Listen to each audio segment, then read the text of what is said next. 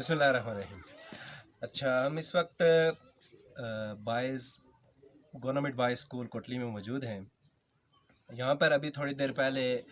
कोटली के अमायदीन ने ग्रैंड जिरगे का इत्माम किया,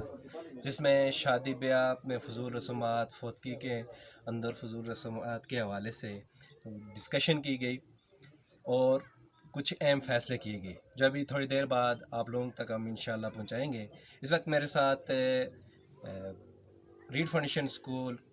भलाई टंडी के प्रिंसिपल मोहतरम वसीम साहब मौजूद हैं, जो इस हवाले से अपने तासरात का इज़हार करना चाहते हैं। मैं मोहतरम वसीम साहब से गुजारिश करूँगा कि वो अपने तासरात का इज़हार करें। बिस्मिल्लाहिर्रहमानिर्रहीम।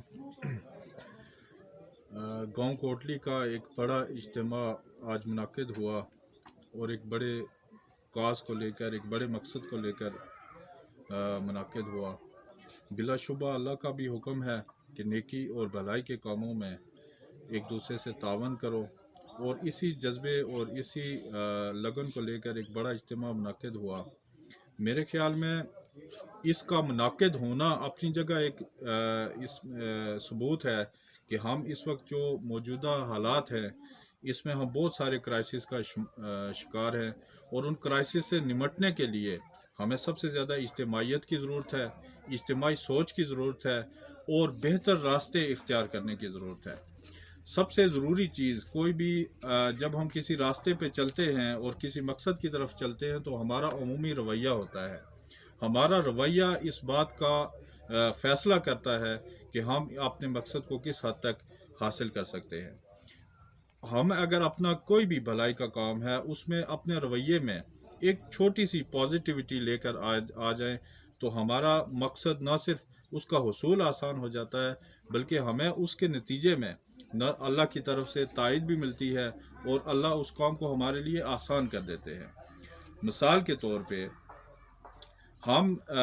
कोई भी फौतगी होती है, कहीं पर भी फौतगी होती है, तो जब उसका कब्र बनाने का अमल होता है, तो कब्र बनाने में इस मरहले में जो लोग शरीक होते हैं, उसकी खुदाई, उसकी दीवारें बनाना,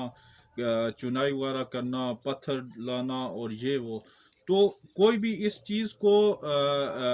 काउंट नहीं करता कि उसके कितने कपड़े गंदे हो रहे हैं, उसके जूतों पे कितनी गर्द जा रही है, वगैरह वगैरह। अगर यही रवैया हम किसी हर नेक मकसद की तरफ हम अपने आप में पैदा कर लें, कि जब हम एक मकसद का तयन करते हैं और अल्लाह की रज़ा के लिए, मखलूक की भलाई के लिए करते हैं, तो हम ये तहैया कर लें कि इसके नतीजे में हम पर जितनी भी तनकीद हो, जितना भी हमें बुरा भला कहा जाए, लेकिन हम इस नेक मकसद पे डटे रहेंगे, और इसको फुली इम्प्लीमेंट करने के लिए हम हर तरह से कोशिश करेंगे, तो हमारा मकसद यकीनन हम इसको अचीव करने में कामयाब हो जाएंगे। पहली बात तो ये है कि कुछ चीज़ें यहाँ पे डिस्कस हुई हैं, उसमें लोगों से ख़ास तौर पे मेरी गुजारिश है, जो भी वालिदैन हैं, हम सब बेटियों वाले भी हैं, बेटों वाले भी हैं, तो तमाम अवाम इलाका से मेरी गुजारिश है कि खुदारा अपने बच्चों और बच्चियों को सबसे पहले तो उन पे एतमाद करें। आपके जिनके घरों में बेटे भी हैं, बेटियां भी हैं, तो वो दूसरों के बेटों को जज करते वक्त, अब वो भी आपकी नौजवान नस्ल हैं, वो भी हमारा मुस्तकबिल हैं, उन पे ट्रस्ट करें। जहाँ पे आप ट्रस्ट ना हो, तो वहाँ पे रिश्तेदारी मत करें। सबसे पहली बात तो ये है कि इसमें आप अपने दरमियान जो भी रिश्तेदारी है, उसके दरमियान आप ट्रस्ट को जो है सबसे बड़ी ताकत रखें।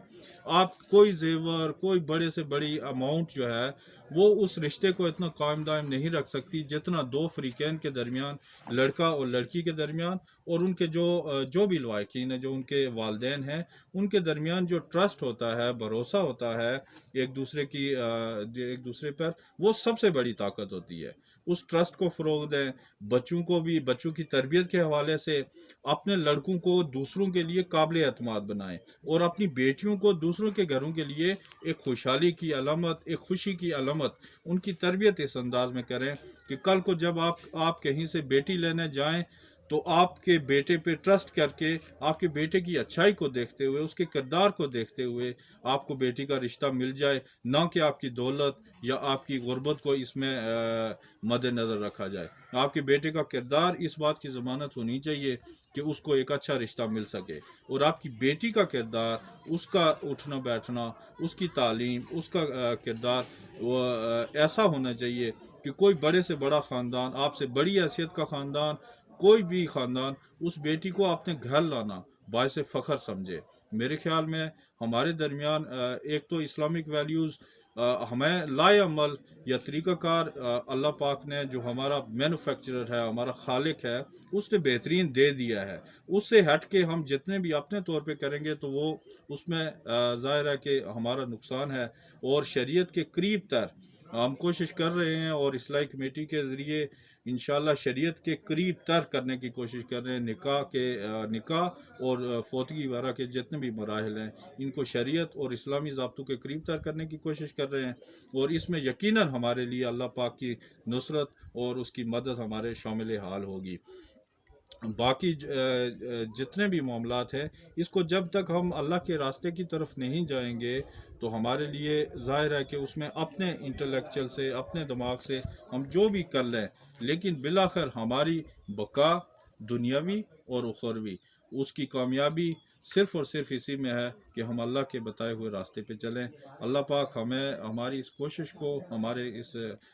کاوش کو قبول فرمائے اور ہماری زندگی میں برکت عطا فرمائے۔ بہت شکریہ وسیم صاحب۔ ناظرین، آپ نے سنا نوجوانان نے اس حوالے سے بہت ہی اہم آراء اور تجویز بھی اصلاحی کمیٹی کو دی ہیں،